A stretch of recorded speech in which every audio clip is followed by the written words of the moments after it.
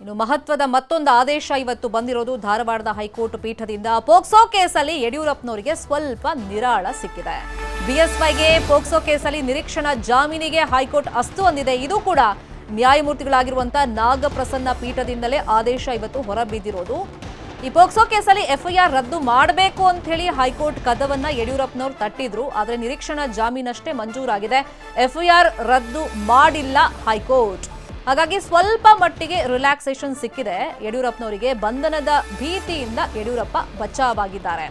ಅಪ್ರಾಪ್ತಿಗೆ ಲೈಂಗಿಕ ಕಿರುಕುಳ ನೀಡಿದಂತ ಆರೋಪವನ್ನ ಯಡಿಯೂರಪ್ಪ ಫೇಸ್ ಮಾಡ್ತಾ ಇದ್ದಾರೆ. ಪೋಕ್ಸೋ ಕೇಸನ್ನ ಫೇಸ್ ಮಾಡ್ತಾ ಇದ್ದಾರೆ. ಮಾರ್ಚ್ 3ನೇ ತಾರೀಕು 2024ರಲ್ಲಿ ಬಿಎಸ್ವೈ ವಿರುದ್ಧ ಸದಾಶಿವನಗರ ಪೊಲೀಸ್ ಠಾಣೆಯಲ್ಲಿ ಪೋಕ್ಸೋ ಪ್ರಕರಣ ದಾಖಲಾಗಿತ್ತು. ಇದೇ ವಿಚಾರವಾಗಿ ಇನ್ನಷ್ಟು ಡೀಟೇಲ್ ಆಗಿ ಇನ್ಫಾರ್ಮೇಶನ್ ಅನ್ನ ಕೊಡೋದಕ್ಕೆ ನೇರ ಸಂಪರ್ಕದಲ್ಲಿ ಕನೆಕ್ಟ್ ಆಗಿದ್ರು ನಮ್ಮ ರಿಪೋರ್ಟರ್ ಕಾರ್ತಿಕ್. ಸ್ವಲ್ಪ ಮಟ್ಟಿಗೆ ಯಡಿಯೂರಪ್ಪನವರಿಗೆ ಹೈಕೋರ್ಟ್ ಇವತ್ತು ರಿಲೀಫ್ ಅನ್ನ ಕೊಟ್ಟಿದೆ. ಮುಂದಿನ ಕಾನೂನು ಹೋರಾಟ.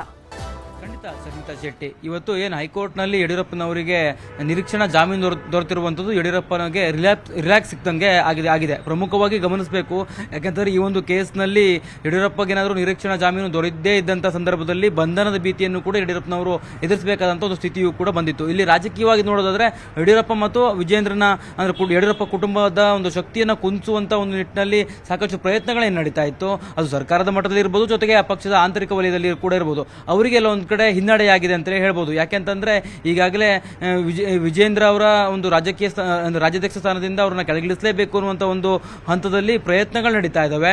ಈ ಒಂದು ಹಂತದಲ್ಲಿ ಯಡಿಯೂರಪ್ಪನವ್ರಿಗೇನಾದರೂ ಇವತ್ತು ನಿರೀಕ್ಷಣಾ ಜಾಮೀನು ದೊರೆಯದೇ ಇದ್ದಂಥ ಪಕ್ಷದಲ್ಲಿ ಅವರು ಕಾನೂನಿನ ಜಂಜಾಟಕ್ಕೆ ಸಿಲುಕಬೇಕಾಗಿತ್ತು.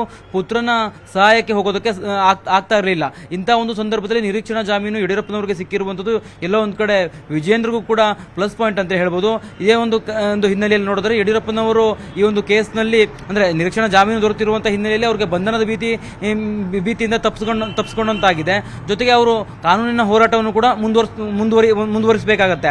ಇಲ್ಲಿ ರಾಜಕೀಯವಾಗಿ ಒಂದ್ ಕಡೆ ಸರ್ಕಾರ ಯಡಿಯೂರಪ್ಪನವರನ್ನ ಕಟ್ಟಿ ಹಾಕೋದಕ್ಕೆ ಪ್ರಯತ್ನ ಮಾಡಿತ್ತು. ಹಿಂದೆ ಈ ಒಂದು ಕೇಸ್ ದಾಖಲಾದಂತಹ ಸಂದರ್ಭದಲ್ಲಿ ಅಷ್ಟೊಂದು ಪರಿಣಾಮಕಾರಿಯಾಗಿ ಇಲ್ಲದೆ ಇದ್ರೂ ಕೂಡ ನಂತರದಲ್ಲಿ ರಾಜಕೀಯ ಕಾರಣಕ್ಕಾಗಿಯೇ ಈ ಒಂದು ಕೇಸನ್ನ ಮಹತ್ವದ ಹಂತಕ್ಕೆ, ಒಂದು ದೊಡ್ಡ ಹಂತಕ್ಕೆ ಯಡಿಯೂರಪ್ಪನವರನ್ನ ಸಿಲುಕಿಸೋದಕ್ಕೆ ಪ್ರಯತ್ನಗಳು ನಡೀತು ಅನ್ನುವಂಥದ್ದು ಕೂಡ ರಾಜಕೀಯದಲ್ಲಿ ಚರ್ಚೆಯೂ ಕೂಡ ಗ್ರಾಸ ಆಗಿರ್ತಕ್ಕಂಥದ್ದು. ಇಂತಹ ಸಂದರ್ಭದಲ್ಲಿ ಈಗ ಹೈಕೋರ್ಟ್ ನಿರೀಕ್ಷಣಾ ಜಾಮೀನನ್ನು ಯಡಿಯೂರಪ್ಪನವರಿಗೆ ಕೊಟ್ಟಂತ ಹಿನ್ನೆಲೆಯಲ್ಲಿ ಎಲ್ಲ ಒಂದು ಕಡೆ ಯಡಿಯೂರಪ್ಪನವರಿಗೆ ರಿಲೀಫ್ ಸಿಕ್ಕಂತಾಗಿದೆ. ಜೊತೆಗೆ ಪುತ್ರ ವಿಜೇಂದ್ರಗೂ ಕೂಡ ಈ ಒಂದು ಆನೆ ಬಲ ಬಂದಂತಾಗಿದೆ. ರಾಜ್ಯಾಧ್ಯಕ್ಷರ ಸ್ಥಾನದ ವಿಚಾರವಾಗಿ ಈಗಾಗಲೇ ಅವರನ್ನು ಸತಾಯಗತವಾಗಿ ಕೆಳಗಿಳಿಸಲೇಬೇಕು ಅನ್ನುವಂಥ ಪ್ರಯತ್ನಗಳು ಪಕ್ಷದ ಆಂತರಿಕ ವಲಯದಲ್ಲೂ ಕೂಡ ಬಂದಿರುವಂತಹ ಹಿನ್ನೆಲೆಯಲ್ಲಿ ಇಂತಹ ಸಂದರ್ಭದಲ್ಲಿ ಯಡಿಯೂರಪ್ಪನವರು ಪ್ರಭಾವವನ್ನು ಬಳಸಿಕೊಂಡು ಆ ಮೂಲಕವಾಗಿ ಮತ್ತೆ ನಾನು ರಾಜ್ಯಾಧ್ಯಕ್ಷ ಸ್ಥಾನವನ್ನ ಮರಳಿ ಪಡಿಬಹುದು ಅನ್ನುವಂಥ ಒಂದು ಹಂತದಲ್ಲಿ ವಿಜೇಂದ್ರ ಅವರು ಇದ್ರು. ಅವ್ರಿಗೆ ಈ ಒಂದು ಕಾನೂನು ಸಂಕಷ್ಟ ಎದುರಾಗಿತ್ತು. ಈ ಒಂದು ಕಾನೂನು ಸಂಕಷ್ಟದಿಂದ ಯಡಿಯೂರಪ್ಪ ಪಾರಾಗಿರುವಂತಹ ಹಿನ್ನೆಲೆಯಲ್ಲಿ ಯಡಿಯೂರಪ್ಪನವರು ಈಗ ಆಕ್ಟಿವ್ ಆಗಿ ಮತ್ತೆ ಮುನ್ನೆಲೆಗೆ ಬಂದು ವಿಜೇಂದ್ರ ಅವರ ಪರವಾಗಿ ಹೈಕಮಾಂಡ್ ನಲ್ಲಿ ತಮ್ಮ ಪ್ರಭಾವವನ್ನು ಬಳಸಿ ಮತ್ತೆ